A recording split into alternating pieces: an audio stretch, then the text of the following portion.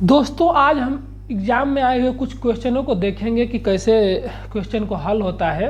इससे पहले एग्ज़ाम में आ चुका है, ऐसे ही क्वेश्चन आपका एग्ज़ाम में आता है रेशियो एंड प्रोपोर्शन का, यानी अनुपात और समानुपात में इसमें सबसे ज़्यादा क्वेश्चन आता है मध्यानुपाती ज्ञात कीजिए, चतुर्थ अनुपात ज्ञात कीजिए, प्रथम अनुपाती ज्ञात कीजिए। तो हम इसको कैसे हल करेंगे चलिए देखते हैं, ताकि ऐसे ही क्वेश्चन आपका जब एग्ज़ाम में आए तो आप आसानी से हल कर सके। जैसे दिया हुआ है 0.16 तथा 0.04 का मध्यानुपाती ज्ञात कीजिए। जैसे मध्यानुपाती का क्वेश्चन मैं आपको पहले भी बता चुका हूँ और आपका सूत्र भी बता चुका हूँ कि कैसे होता है। मध्यानुपाती होता है कि ये दोनों के साथ में रहे, जैसे ए संबंधे बी समानुपाते बी संबंधे सी, यानी ये दोनों के साथ में है, इसके भी साथ में है। तो इसका जो सूत्र हो जाता है बी स्क्वायर बराबर ए गुणे सी। इसका जो सूत्र होता है बी स्क्वायर बराबर ए गुणे सूत्र, इसका फार्मूला होता है। तो अभी दिया हुआ है 0.16 तथा 0.04 का मध्यानुपाती ज्ञात कीजिए। तो इसको ए मान लीजिए और इसको सी मान लीजिए, या इसको सी मान लीजिए या इसको ए मान लीजिए, किसी को कुछ भी मान लीजिए, इससे कुछ फर्क नहीं पड़ेगा आपका क्वेश्चन में। आप सिर्फ किसी एक को ए मान लीजिए और किसी एक को सी मान लीजिए, आपका क्वेश्चन हल हो जाएगा। जैसे हम ए बराबर 0.16 और सी बराबर 0.04 मान लेते हैं और बी आपका निकालना है। अब हम इसको फार्मूला पर रख लेते हैं। जैसे बी स्क्वायर बराबर ए गुणे सी है, तो इसको हम रख लेंगे 0.16 इंटू 0.04। अब इसका हम गुणा कर लेंगे। जब हम गुणा करेंगे इसको तो 16 चौको 64 हो जाता है, कितना 64, और 2 अंक पर दशमलव इधर है और 2 अंक पर दशमलव इधर है, मतलब 4 अंक पर हो गया। तो 4 अंक पर हम दशमलव लगा देंगे। ये 2 अंक है तो 2 जीरो और हम बढ़ा लेंगे और ये आपका 4 अंक पर दशमलव हो गया। तो जब भी आपके पास में दशमलव आ जाए तो उससे कुछ फर्क नहीं पड़ता है, आपको फर्क नहीं पड़ना चाहिए, क्योंकि आप सबसे पहले गुणा कर लीजिए, इसके बाद देखिए कितना अंक पर दशमलव लगा है, उसको रख के आप दशमलव गिन कर लगा दीजिए। आपका जो क्वेश्चन होगा वो सही मान आ जाएगा।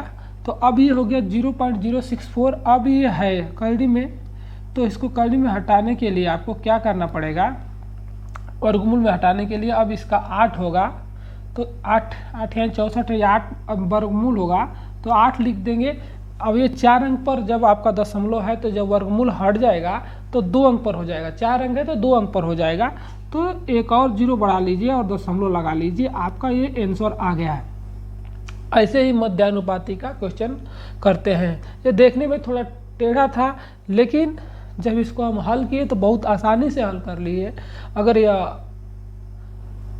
क्वेश्चन आपको लगा कि आसान है तो वीडियो को लाइक और सब्सक्राइब कीजिए। एक और हम क्वेश्चन को आपको दिखाता हूँ। इसका भी 6 + 27 एवं 6 - 27 का मध्यानुपाती ज्ञात कीजिए।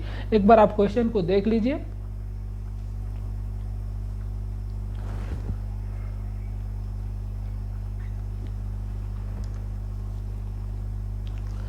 अब जैसे कि हम बताया था कि इसका जो ही अब मध्यानुपाती होता है तो इसको आपका दिमाग में आना चाहिए कि बी स्क्वायर बराबर ए इंटू सी होता है। तो किसी एक को एक मान लीजिए, किसी एक को सी मान लीजिए। जैसे ए आप मान लीजिए हमको 6 + 27 ए है और जो सी है 6 - 27 है। तो अब हम इसको सूत्र में रख लेंगे बी स्क्वायर बराबर 6 प्लस करड़ी में 27 और क्या है गुणे 6 माइनस करड़ी में 27। अगर हम देखें तो ये 6 + 27 और 6 - 27 है। तो इसको प्लस और माइनस का जब सूत्र होता है तो ए स्क्वायर, ये ए स्क्वायर प्लस बी स्क्वायर का सूत्र होता है। प्लस और माइनस है, सेम है, तो ए स्क्वायर और बी स्क्वायर का ये सूत्र होता है, तो हम ए स्क्वायर और बी स्क्वायर का सूत्र में हम रख लेंगे। जब हम रखेंगे इसको तो अब ये 6 का हो गया तो कितना हो जाएगा, 36 हो जाएगा गुणे, और ये 27, इसको ए स्क्वायर माना था हम और इसको बी स्क्वायर माना था। तो जब हम इसको वर्गमूल से वर्गमूल कटा देंगे, क्योंकि ये वर्गमूल में है, ये वर्गमूल है, तो जब इसको कटा देंगे तो 27 होता है, तो एक वर्गमूल कट जाएगा, तो ये कितना बचेगा, 27 आपका बच जाएगा।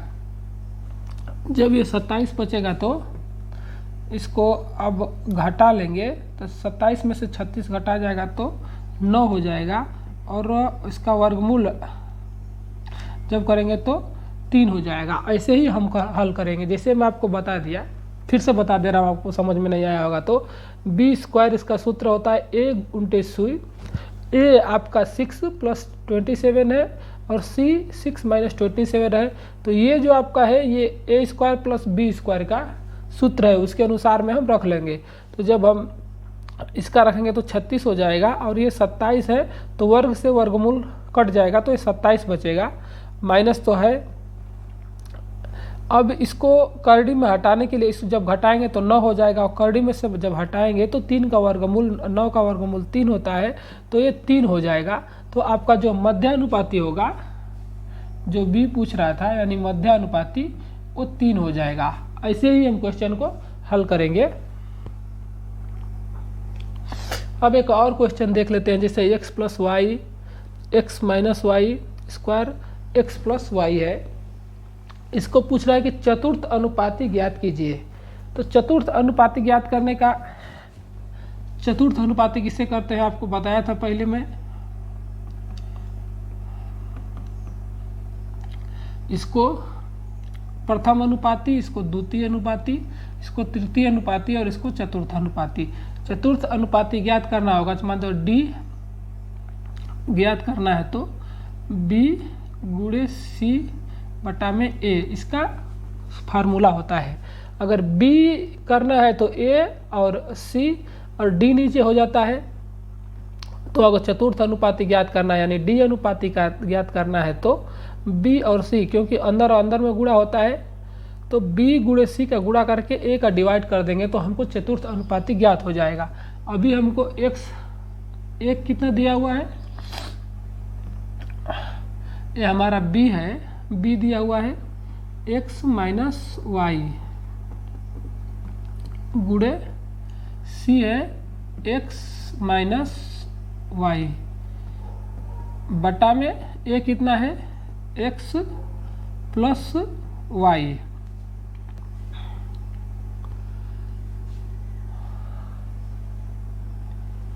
ये आपका x + y है। तो जब हम x + y से एक कटाएंगे तो ये कट जाएगा x + y, तो ये वर्गमूल मतलब 2 बार होता है, तो एक बच जाएगा, एक बार बच जाएगा, तो ये हो जाएगा x + y और ये हो जाएगा x - y। अब हम देखेंगे तो ये जो सूत्र होता है ए स्क्वायर प्लस बी स्क्वायर का सूत्र होता है, x + y और x - y। ए स्क्वायर प्लस बी स्क्वायर का जब सूत्र होगा तो हम इसको लिख सकते हैं x square minus x y minus y square. ये आपका मध्यानुपाती का सूत्र हुआ। एक बार और आपको मैं बता देता हूँ, इसको ए मान लेते हैं, इसको बी मानेंगे और इसको सी मानेंगे। चतुर्थ अनुपाती ज्ञात करना है तो डी मान तो बी इंटू सी बराबर ए होगा। ए का मान x + y है, बी का मान, और सी का मान x - y है, और जो ए है वो x + वो है। तो जब हम ये x + y का वर्गमूल निकालना है, तो जब हम कटाएंगे तो एक बच जाएगा, तो एक हम लिख देंगे, और x - y है तो प्लस और माइनस है, तो इसका सूत्र होता है कि ए स्क्वायर प्लस बी स्क्वायर का ये सूत्र होता है। तो हम x को स्क्वायर माइनस वाई स्क्वायर लिख देंगे, ये आपका मध्यानुपाती होगा। तो ये बहुत ही आसान क्वेश्चन था। ऐसे ही आपको आसान आसान क्वेश्चन एग्जाम में आते हैं, थोड़ा घुमा के आते हैं, लेकिन आपको घबराना नहीं है, आपको देख के आसानी से करना है, क्योंकि आपको फार्मूला याद है। आप फार्मूला पर रख देंगे तो आसानी से क्वेश्चन हल हो जाएगा। दोस्तों, यह वीडियो अच्छी लगी तो लाइक और सब्सक्राइब कीजिए। Thank you.